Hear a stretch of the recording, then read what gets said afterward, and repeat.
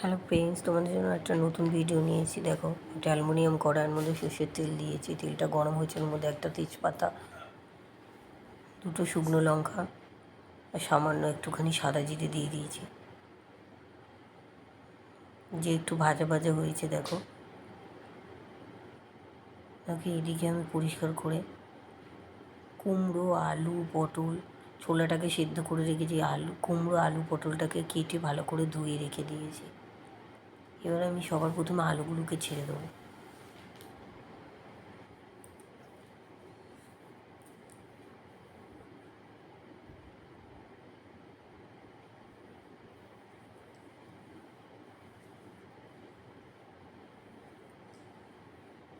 ছেড়ে দিয়েছি, এবার নাড়িয়ে দিয়েছি। একটু ভাজা ভাজা হবে আলুটা।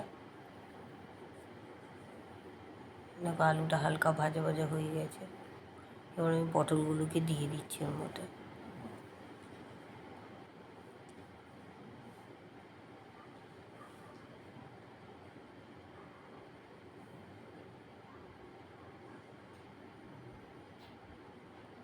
পটলগুলো ওরকম হালকা ভাজা ভাজা হতে হবে।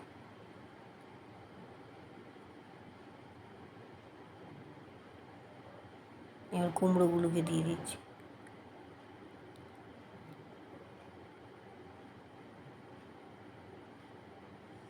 কুমড়োটাও সেম ওরকম হালকা ভাজা ভাজা আগে হবে। এর মধ্যে আমি ছোলাগুলোকে যে সেদ্ধ করে রেখেছি, সেদ্ধ করে রাখা ছোলাগুলো আমি ওর মধ্যে দিয়ে দেবো।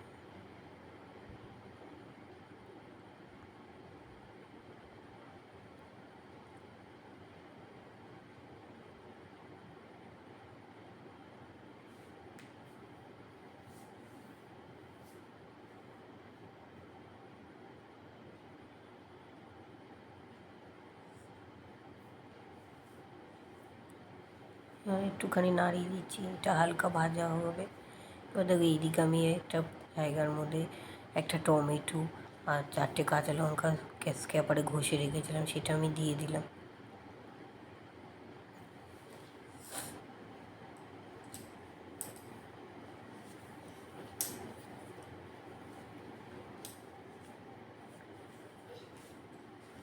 একটু নাড়িয়ে দিচ্ছি।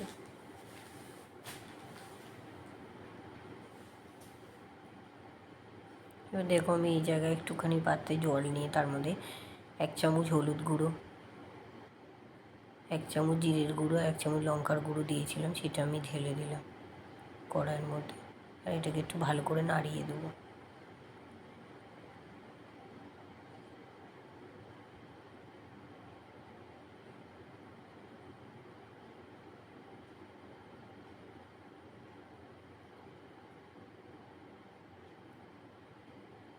একটু কষবে ভালো করে। নুন ছড়িয়ে দিলাম, একটু চিনি দিয়ে দিলাম একটু।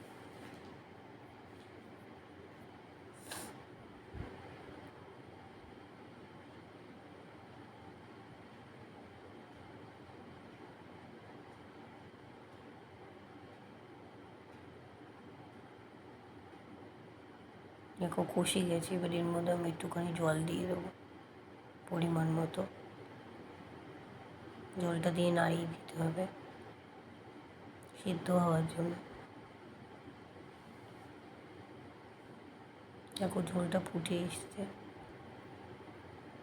নুন দিয়ে দিচ্ছি পরিমাণ মতো।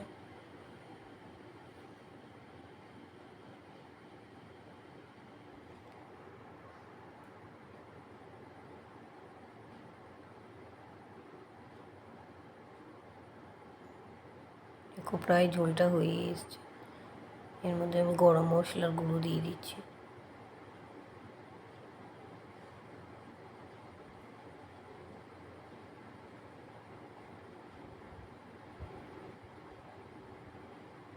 দেখো, হয়ে এসছে।